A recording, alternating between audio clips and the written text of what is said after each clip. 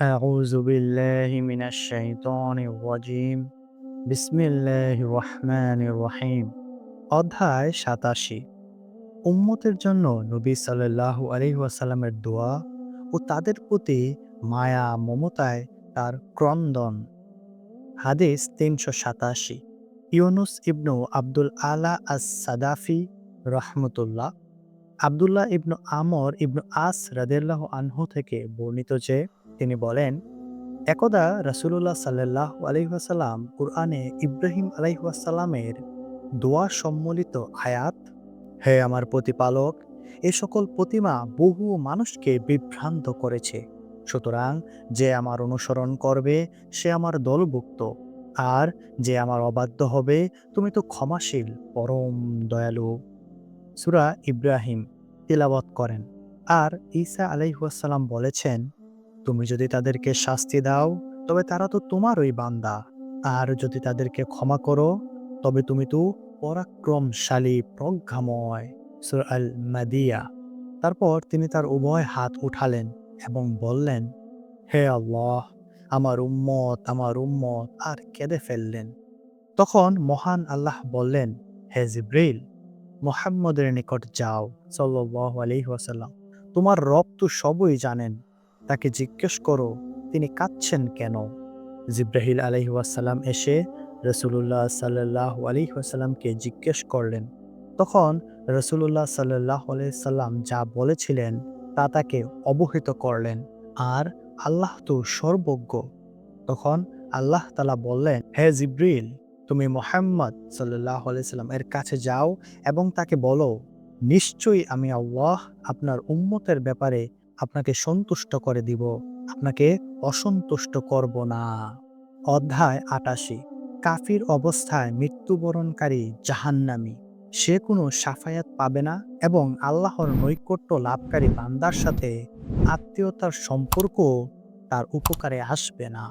হাদিস ৩৮৮। আবু বকর ইবনু আবু শাইবাহ রাদিয়াল্লাহু আনহু, আনাস রাদিয়াল্লাহু আনহু থেকে বর্ণিত, জনৈক ব্যক্তি রাসূলুল্লাহ সাল্লাল্লাহু আলাইহি ওয়াসাল্লামকে জিজ্ঞেস করল, হে আল্লাহর রাসূল, আমার পিতা কোথায় আছেন, জান্নাতে নাকি জাহান্নামে? রাসূলুল্লাহ সাল্লাল্লাহু আলাইহি ওয়াসাল্লাম বললেন, জাহান্নামে। বর্ণনাকারী বলেন, লোকটি যখন চলে যেতে লাগলো তিনি ডাকলেন এবং বললেন, আমার পিতা এবং তোমার পিতা জাহান্নামে। অধ্যায় ৮৯। মহান আল্লাহর বাণী, তোমার নিকটাত্মীয়দেরকে সতর্ক করে দাও। হাদিস ৩৮৯।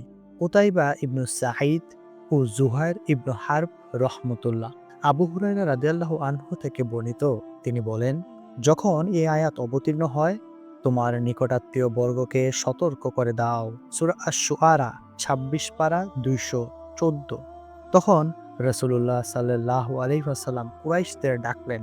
তারা একত্রিত হলো। তারপর তিনি তোমরা সাধারণ ও বিশেষ সকলকে সম্বোধন করে বললেন, হে কাব ইবনু লুয়াইসের বংশধর, জাহান্নাম থেকে তাদের আত্মরক্ষা করো। ওহে মুররাহ ইবনু কাবের বংশধর, জাহান্নাম থেকে তোমরা আত্মরক্ষা করো। ওহে আবদ শামসের বংশধর, জাহান্নাম থেকে তোমরা আত্মরক্ষা করো। ওহে আবদ মানাফের বংশধর, জাহান্নাম থেকে তোমরা নিজেদের বাঁচাও। ওহে হাসিমের বংশধর, জাহান্নাম থেকে তোমরা আত্মরক্ষা করো। ওহে আব্দুল মুত্তালিবের বংশধর, জাহান্নাম থেকে তোমরা নিজেদের বাঁচাও। ওহে ফাতেমাহ, জাহান্নাম থেকে তুমি নিজেকে বাঁচাও, কারণ আল্লাহর আযাব থেকে রক্ষা করার ব্যাপারে আমার কোনো ক্ষমতা নেই। অবশ্য আমি তোমাদের সঙ্গে আমার আত্মীয়তার সম্পর্ক রক্ষা করব। হাদিস ৩৯০।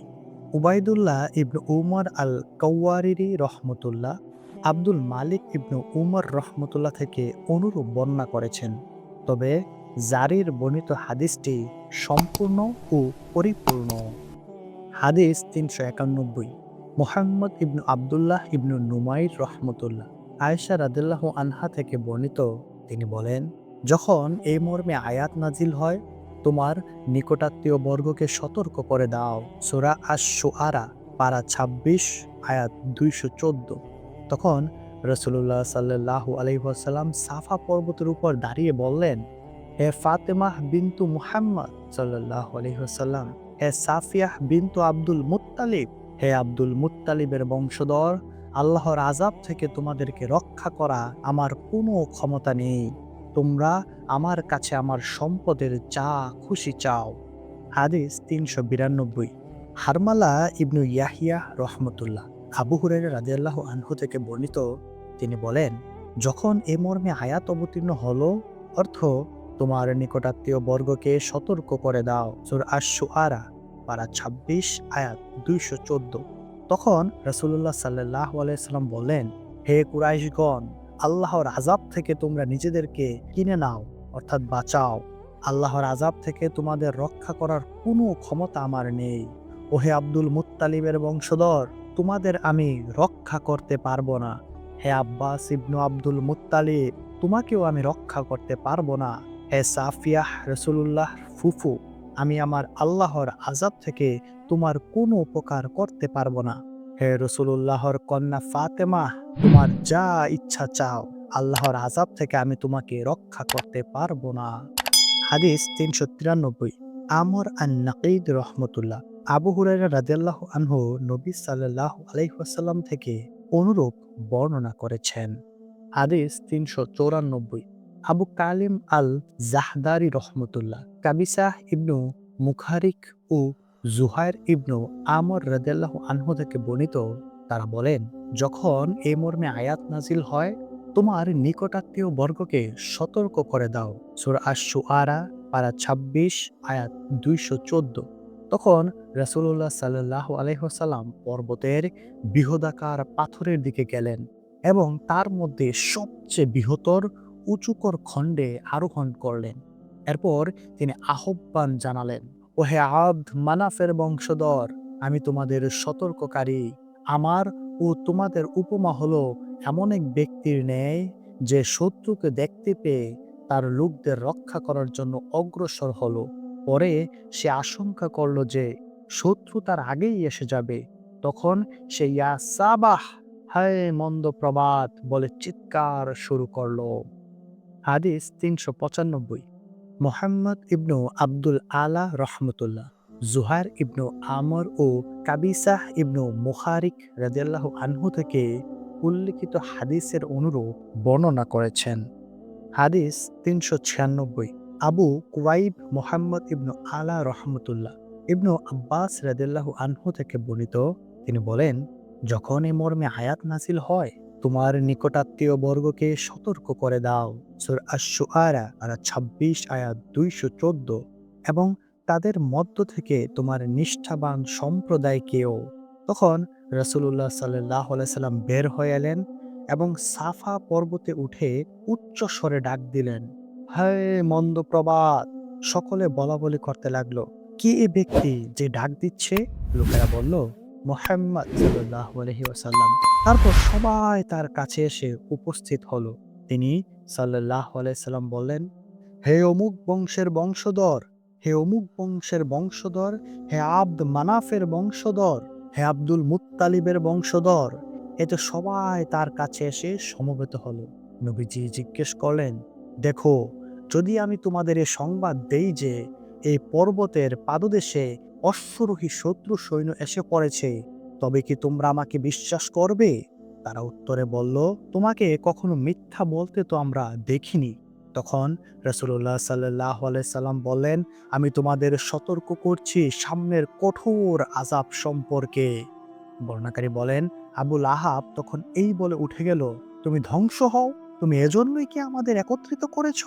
তখন এ সূরাহ অবতীর্ণ হয়, ধ্বংস হোক আবুল আহাবের ২ হাত এবং ধ্বংস হোক সে নিজেও। সূরার শেষ পর্যন্ত। সূরা আল-আহাব ১১১তম সূরা, আয়াত ১ থেকে ৫। অবশ্য রাবি আমাস ওয়াতাব এর পরিবর্তে ওয়াকদ তাব্বাহ পাঠ করলেন। এ হাদিসের একটি গাতব্য রয়েছে, গাতব্য ৭৯। ইমাম নাবাবী বলেন, অত্র আয়াতটি এটা কুরআনে অবতীর্ণ হয়েছিল, পরে তার তিলাওয়াত মানসুখ হয়ে গেছে। এখানে এ অংশটুকু উল্লেখ আছে, তবে বুখারীর বর্ণনায় এটা নেই। হাদিস ৩৯৭। আবু বকর ইবনু আবু শাইবা ও আবু কুরাইব রহমতুল্লাহ আমাস রহমতুল্লাহ থেকে উক্ত সানাদে বর্ণিত, তিনি বলেন, রাসূলুল্লাহ সাল্লাল্লাহু আলাইহি ওয়াসাল্লাম একদিন সাফা পর্বতে আরোহণ করেন এবং বলেন, হায় মন্দ প্রবাদ। বাকি অংশ আবু উসামার বর্ণিত হাদিসের অনুরূপ। অবশ্য তিনি ওয়ানজির আশিরতাকা আল আকরবিন আয়াতটি অবতরণের কথা উল্লেখ করেননি।